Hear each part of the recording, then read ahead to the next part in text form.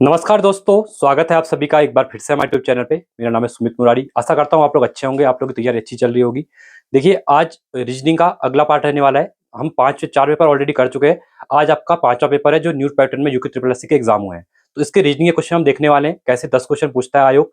और मैंने पहले ही कहा आप लोगों से 10 पेपर जो मैंने 6 पेपर करवाने का वादा किया था, तो उसमें 5वां पेपर हो चुका है। आज ये 50 क्वेश्चन हो चुके हैं। अब इससे एक आइडिया ले लो कि आयोग कौन कौन चैप्टर से रीजनिंग के क्वेश्चन यहाँ पे पूछ रहा है। ठीक है, इसके बाद एक पेपर और आएगा, तो वो कल करवा दिया जाएगा, क्योंकि नेक्स्ट वीक आपका पुलिस कांस्टेबल का एग्जाम भी है। ठीक है, तो पुलिस कांस्टेबल बच्चे भी इस वीडियो को देख रहे हैं।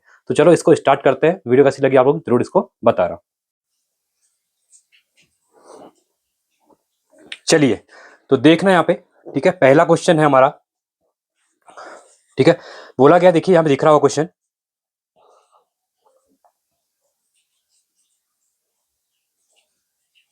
देखिए पहला क्वेश्चन क्या कह रहा है। एक कमरे में 5 व्यक्ति A B C D E है। बी व सी का क्या कह रहा है, देखिए बी व सी का पिता कौन है, यहाँ पे ए है कह रहा है। जनरेशन आपको पता होगा, ठीक है, मैंने पहले बताया था। पहले देखिए क्या कह रहा है, जो बी है और देखिए एक बी है आपका और एक सी है। ठीक है, बी और सी, ये क्या है, ए का, बी और का ए पिता है, पिता ए है। मतलब ये देखिए यहाँ पे ए है ना, ये पिता है। ठीक है, इसको प्लस कर लो, मैं लिख रहा हूं। महिला अगर होगा, फीमेल के लिए आप लोग प्लस करना या माइनस करना। ठीक है, और पुरुष की बात करेगा, पुरुष के लिए आप लोग प्लस लिखना। देखिए पहले क्या कह रहा है, बी बी और सी का पिता ए है, तो बी और सी का पिता कौन है, ए है। ठीक है, इन दोनों का क्या है, ये पिता है।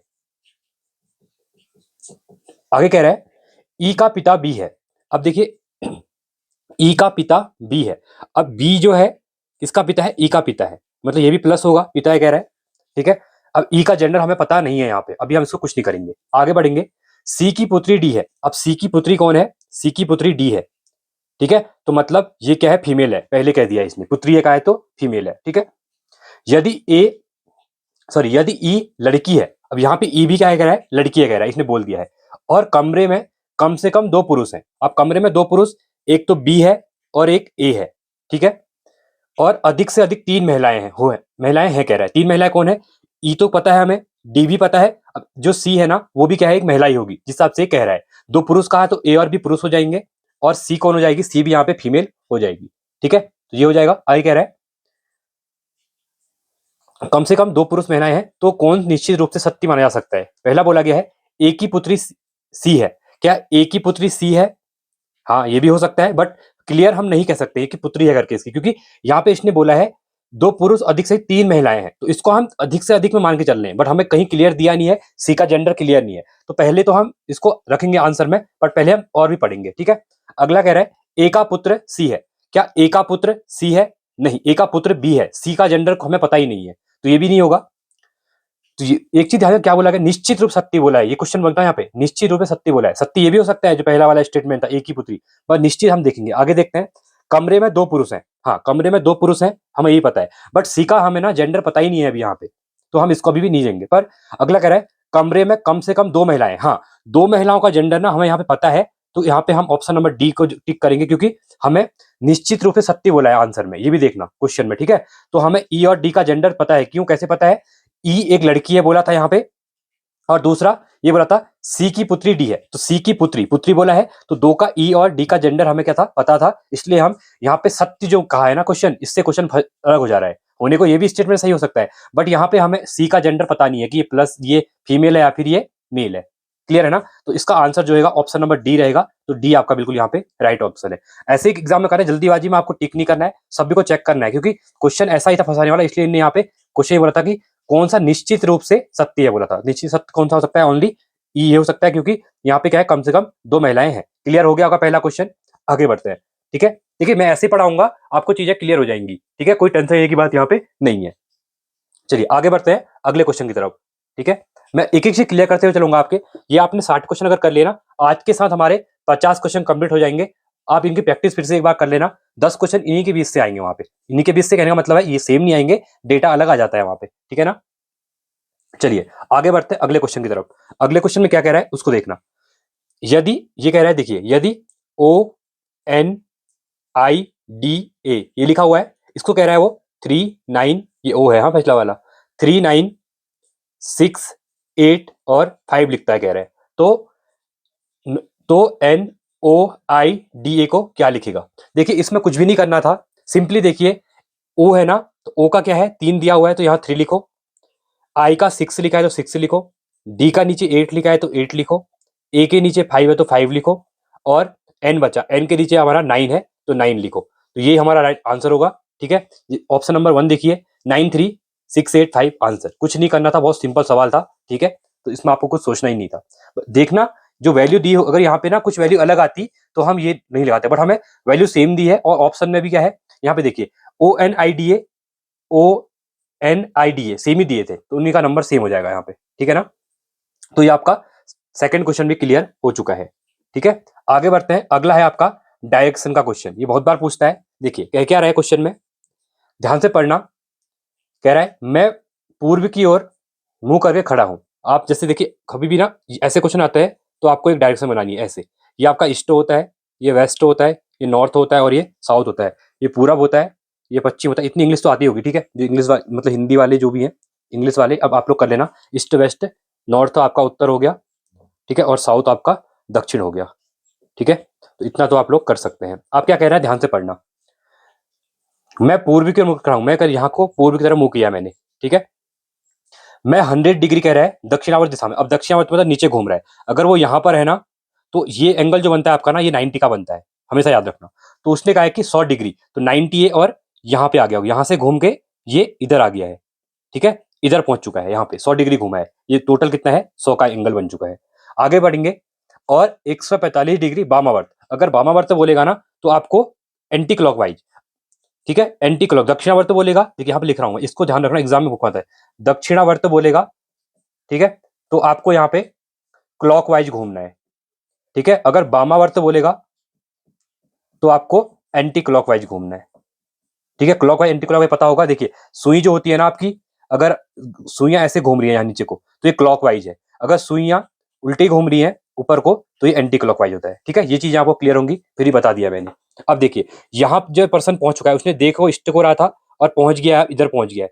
अब कह रहा है 145 डिग्री वामावर्त, मैंने क्या कहा वामावर्त, तो एंटी क्लॉकवाइज, तो यहाँ से फिर से ऊपर जाएगा, घूमेगा अपनी इधर इस दिशा में। ठीक है, 145, देखिए ये 100 है ना, ये 100 था यहाँ तक, यहाँ पर से, और ये अगर 90 का होता है एक एंगल ये वाला, तो आधा 45 का होगा, तो ये 45, तो यहाँ पहुंच चुका है।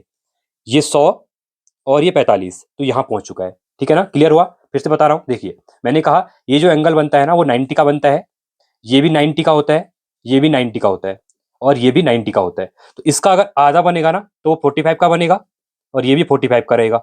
तो अगर मैं यहाँ पे था अभी, तो ये हमारा ये जो एंगल था ना, ये 100 एंगल था, तो और 45 ए वाला, क्योंकि हमने ईस्ट तरफ थे, हम यहाँ पे खड़े थे तो हम यहाँ पहुंचे थे, तो वापस जाएंगे तो 145 यहाँ हो जाएगा। ठीक है, तो वो यहाँ पे पहुंच चुका है इधर पे।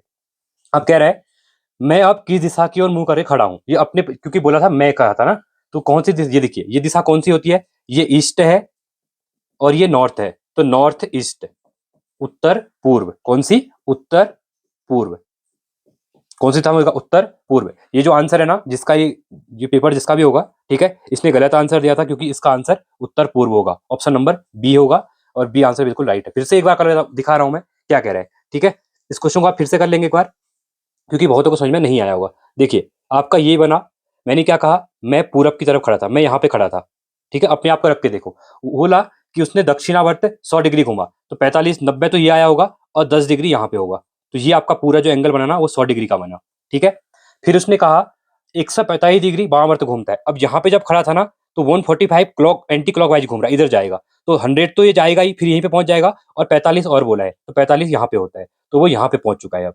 ठीक है, इसका मुंह यहाँ है, तो ये कौन सी डायरेक्शन होती है, ये नॉर्थ, ये आपका ईस्ट हो गया, ये आपका नॉर्थ हो गया, मतलब उत्तर पूर्व, उत्तर पूर्व दिशा में खड़ा है, तो ऑप्शन नंबर बी बिल्कुल आपका यहाँ पे क्या हो जाएगा, राइट हो जाएगा। क्लियर है ना? ऐसे क्वेश्चन आते हैं एग्जाम में, कंफ्यूज नहीं होना है। आगे बढ़ते हैं, तीसरा क्वेश्चन हमारा यहाँ पे कंप्लीट हो चुका है। ठीक है, चलिए अगले क्वेश्चन की तरफ चलेंगे। अगला क्वेश्चन क्या कह रहा है, आगे देखते हैं।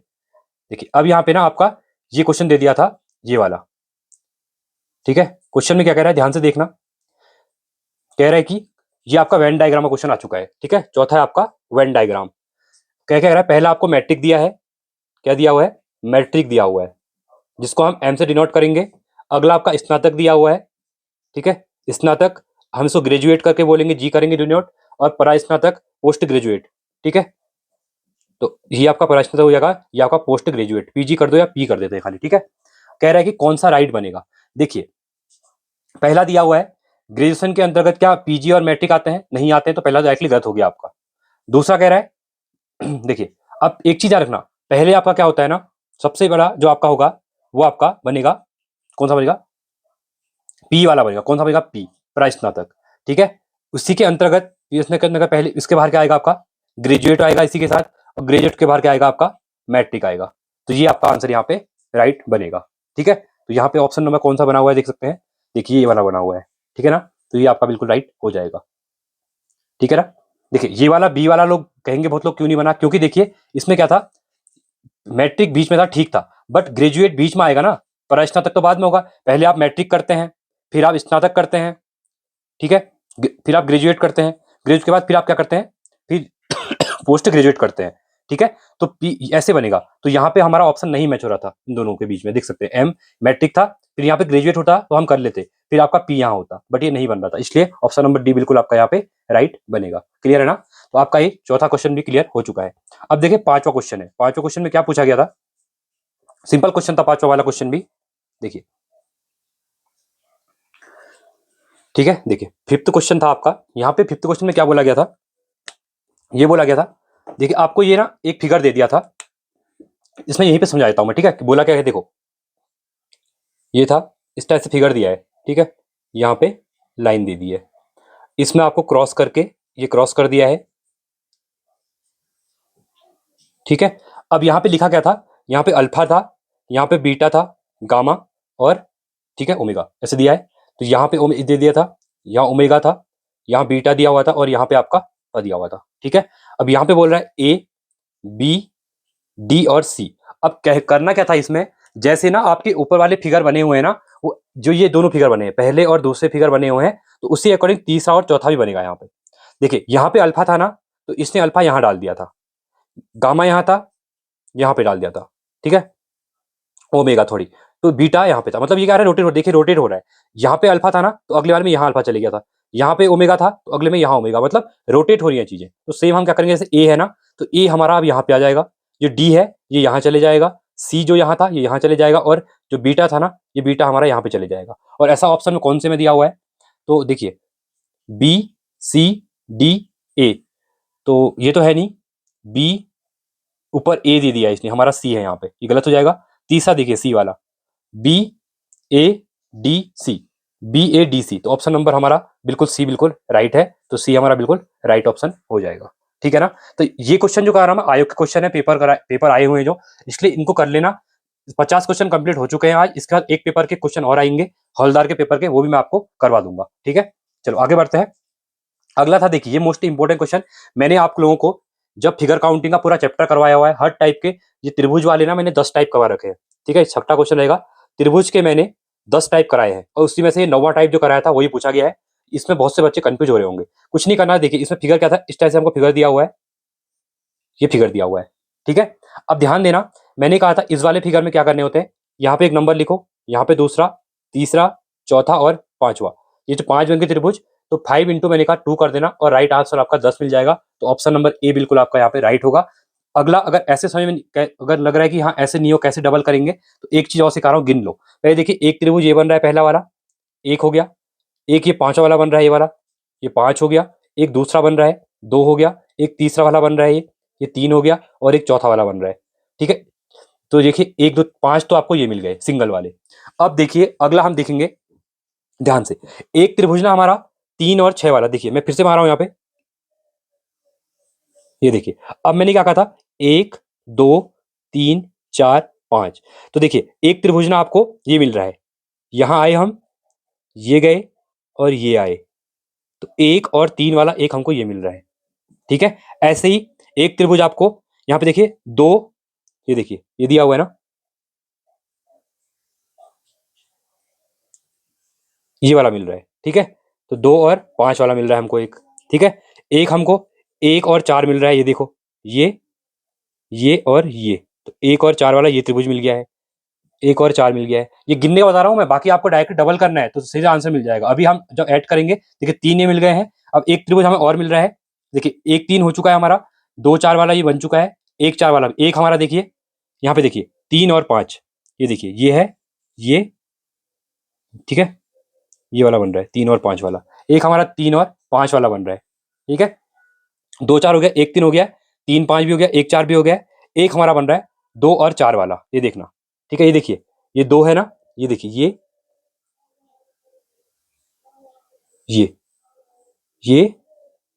2 और 4 वाला, क्लियर है। तो ये भी 1 2 3 4 5 और 1 2 3 4 5 5 5 अगर ऐड करेंगे तो 10 बनेंगे, और ये हमारा क्या होता है, राइट आंसर होता है 10। हमने डायरेक्टली शॉर्ट में क्या कर दिया, 5 इंटू 2। अगर आपको नहीं समझ में आ रहा है, मैंने आपके लिए 10 त्रिभुज, जो आपका फिगर काउंटिंग है इसमें त्रिभुज आयत वर्ग वाले पूरा चैप्टर करवा रखा है, एक बार देखना, सभी चीजें क्लियर हो जाएंगी, हर टाइप मैंने वहां पे समझा रखा है आप लोगों को लिए, ठीक है। तो प्ले स्टोर में आपको वीडियो मिल जाएगी रीजनिंग वाली, तो उसको देख लेना एक बार।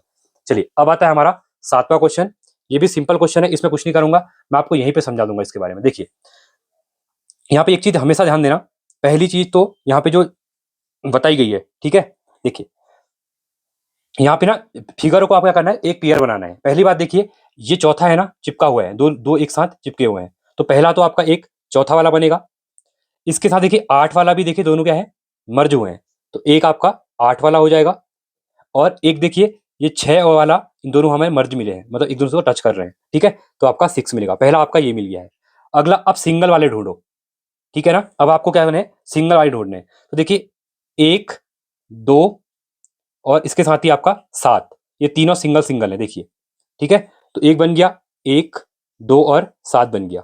अगला देखते हैं, अब देखिए यहाँ पे क्या होगा, इसके अंदर देखिए ये 2 फिगर है, इसके अंदर एक फिगर है, तो एक 9वां बनेगा, इसके अंदर एक फिगर है, देखिए इसके अंदर एक फिगर है, तो ये आपका 5 वाला बन गया, और साथ ही देखिए एक 3 वाला, इसके अंदर भी एक फिगर है, तो अंदर वाला, ठीक है, तो ये आपका 3 हो गया। तो देखिए ऐसा ढूंढेंगे हम, 4 8 6 वाला हमें कोई कहीं पे मिला हुआ है, हाँ ये देखिए 4 8 6, उसके बाद 1 2 7, 1 2 7 भी दिया हुआ है, और 9 5 3, तो 9 5 3, तो हमारा यही राइट बनेगा, तो ऑप्शन नंबर डी बिल्कुल आपका यहाँ पे क्या हो जाएगा, राइट हो जाएगा, ठीक है, तो ये आपका डी बिल्कुल यहाँ पे राइट ऑप्शन मिल जाएगा, ठीक है। आगे देखते हैं अगले क्वेश्चन की तरफ, ठीक है, चलिए मैं इसको क्लियर कर देता हूँ, ठीक है, क्योंकि ये भी खराब हो जाएगा ऐसे, क्योंकि पता चला समझ में आता नहीं, स्क्रीन है बोल्ड सभी कैसा लगता है मुझे, ठीक है, भावनाओं में बह जाता हूं मैं। चलिए आगे देखते हैं, अगला क्वेश्चन क्या कह रहा है, ध्यान से पढ़ना, सही विकल्प का चयन करें जो श्रेणी में निरंतर जारी रहते हुए प्रश्नवाचक चिन्ह को प्रतिस्थापित करेगा। देखिए अब क्वेश्चन में क्या बोला गया है, ध्यान से देखना, ठीक है, क्वेश्चन में क्या बोला गया है, पहला दिया हुआ है 4 6 0 8 0, ये दिया हुआ है पहला। दूसरा दिया हुआ है 3 8 4 0 दिया हुआ है, 3 8 4 दिया हुआ है, 48 दिया हुआ है। अगला कह रहा है कि क्या आएगा आपका यहाँ पे, ठीक है ना। अब ना इसमें आपको ना एक चीज सोचनी पड़ेगी पहले ही, कि ये जो लॉजिक बन रहा है ना, इनके बीच में डिफरेंस क्या होगा करके। अब देखिए बड़े वाले से ना कभी भी कंफ्यूज हो जाओगे, समझ में आएगा नहीं, छोटे से लेके चलो, छोटे से मतलब ये लेके चलते हैं। अब देखो मल्टीप्लाई 48 का मल्टीप्लाई करूंगा ना, तो 384 और 48 दिया हुआ है, ये दिया हुआ है ना, इसको एक काम करो, 48 से अगर हम कट करते हैं तो देखिए 8 चक्को 32, अगर मैं इसको 8 से कट करता हूँ, ठीक है, 8 से कट हो जाएगा वैसे, 8 3 24 8 6 48, ठीक है, 6 बार कट गया 8 से, ठीक है, इसको हम कट करेंगे तो 8 चक्को 32 हो जाएगा, ठीक है, 8 चक्को 32 होगा ना, 6 बचेगा, देखिए 8 चक्को 32 हो जाएगा, और यहाँ पे 6 बचा, 6 64, 8 64 हो जाएगा, ठीक है। तो 6 से फिर 48 को कट करेंगे तो कितना आएगा, 8 मिलेगा, कितना मिलेगा, 8 मिलेगा। तो इनके बीच में मतलब जो भाग देने के बाद भाग 8 आया, ठीक है। अब सेम वे हम क्या करेंगे, 384 से इसको कट करो, 3840 दिया हुआ है, 384 से इसको कट करो, ठीक है। अगर मैं इसको कट करता हूं ना, तो देखिए 384 है, 384 है, तो ये 10 बार डायरेक्टली कट जा रहा है, एक बार ही कट गया 10 हो गया, तो यहाँ पे भाग 10 आ रहा है, ठीक है। तो 8 10, और यहाँ पे अब 12 आना चाहिए अगर सीरीज बनेगी तो, देखते हैं, ठीक है। तो 46080 दिया हुआ है, इसको 3840 से हम कट करेंगे, ठीक है। तो एक चीज ध्यान देना, जब हम इसको कट करेंगे ना, तो ये एक 384 है ना, 1 बाई जाएगा, एक बार जाएगा यहाँ पे, ठीक है, तो कैरी बचा, और इसके बाद बचेगा 12, ये कितना बचेगा, 4 8 12, तो ये 2 बार कट जा रहा है, तो ये 12 हो जा रहा है, ठीक है। तो ये 12 से कट जा रहा है, डायरेक्टली 12 से क्या हो जा रहा है, कट जा रहा है, ठीक है। तो देखिए 12 10 8, अगला जो आना चाहिए ना आपका यहाँ पे 6 आना चाहिए, तो एक चीज ध्यान देना, अगर ये 6 आना चाहिए तो यहाँ पे वैल्यू देखिए, यहाँ पे क्या होना चाहिए, 8 होना चाहिए। कितना होना चाहिए, 8। क्यों 8 होना चाहिए, क्योंकि जब 8 से 8 6 48 तो भाग 6 आ रहा है। ठीक है, इसका मतलब ऑप्शन नंबर डी हमारा बिल्कुल राइट रहेगा, यहाँ पे 8 आएगा। ठीक है, तो ऐसे चीजों को निकालोगे ना, चीजें आसान हो जाएंगी आप लोगों के लिए। तो भाग 12, भाग 10, भाग 8, भाग 8 6। ठीक है, इसके आगे जो वैल्यू आएगी ऐसे ही निकालेंगे। अगला 4 आना चाहिए। ठीक है, इस टाइप से 4 आना चाहिए, तो यहाँ पे 2 होगा, 2 से 8 को कट करेंगे तो मतलब इस टाइप से। ठीक है ना, क्लियर है चीजों को। चलिए, ये क्वेश्चन भी आपको क्लियर हो गया होगा। ठीक है, आगे बढ़ते हैं अगले क्वेश्चन की तरफ। अब इसके बाद क्वेश्चन है हमारे पास, देखिए सिंपल एक क्वेश्चन दिया हुआ है 49। ठीक है, 49 क्वेश्चन में क्या कह रहा है, एस ए से छोटा है। एस जो है ना, ए से छोटा है। ठीक है, मैं ऐसे लिख रहा हूं। ठीक है, ऐसे लिखना, छोटा, ये बड़े रहेंगे ऊपर, और छोटा बोलेगा तो नीचे लिखूंगा, मैं ऐसे लिखता हूं। ठीक है, मैं वो नहीं करता हूं ऐसे। चलिए, कह रहा है लेकिन वी से लंबा है।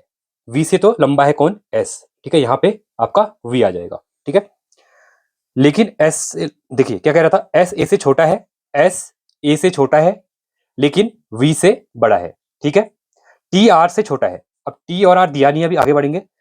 लेकिन एस से लंबा है, ए टी से लंबा है, कह रहा है ए टी से लंबा है, तो टी आपका कहीं यहां पे आएगा बीच में।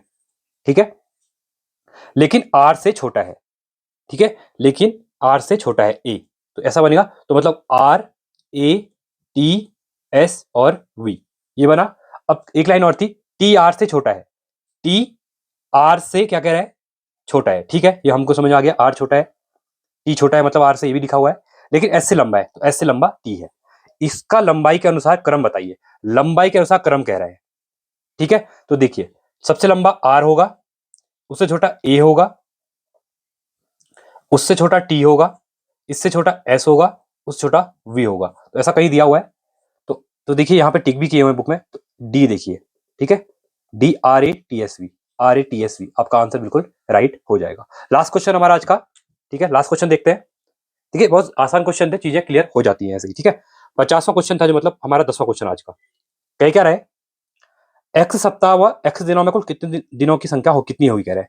कुछ नहीं करना है, सिंपल है। देखिए, एक्स सप्ताह कह रहा है ना वो, एक्स सप्ताह व एक्स दिनों में कुल दिन, में कुल दिन। ठीक है, कुल दिनों की संख्या। तो देखिए, संख्या को कैसे निकालेंगे हम, पहले तो आपका क्या होगा, एक्स तो है ही यहाँ पे। ठीक है, एक्स इंटू 7 हो जाएगा, इसको मैं एक्स लिख रहा हूँ। ठीक है, एक्स इंटू 7 हम, क्योंकि सप्ताह दिनों की संख्या 8, सप्ताह में कितने दिन होते हैं, 7 दिन होते हैं ना, एक वीक में 7 दिन होंगे, तो एक्स हो जाएगा। दिन क्या एक्स है, तो ये हो जाएगा इंटू करेंगे प्लस एक्स हो जाएगा ये। ठीक है, तो एक्स प्लस 7 प्लस एक्स हो जाएगा। अब इसको हम देखिए ऐड करेंगे तो कितना हो जाएगा, ये आपका 8x हो जाएगा। कितना हो जाएगा, 8x हो जाएगा। ठीक है ना, बस सिंपल यही था। तो 8x आपका ऑप्शन नंबर बी हो जाएगा। तो यही हमारे क्या थे, रीजनिंग के क्वेश्चन थे यहाँ पे।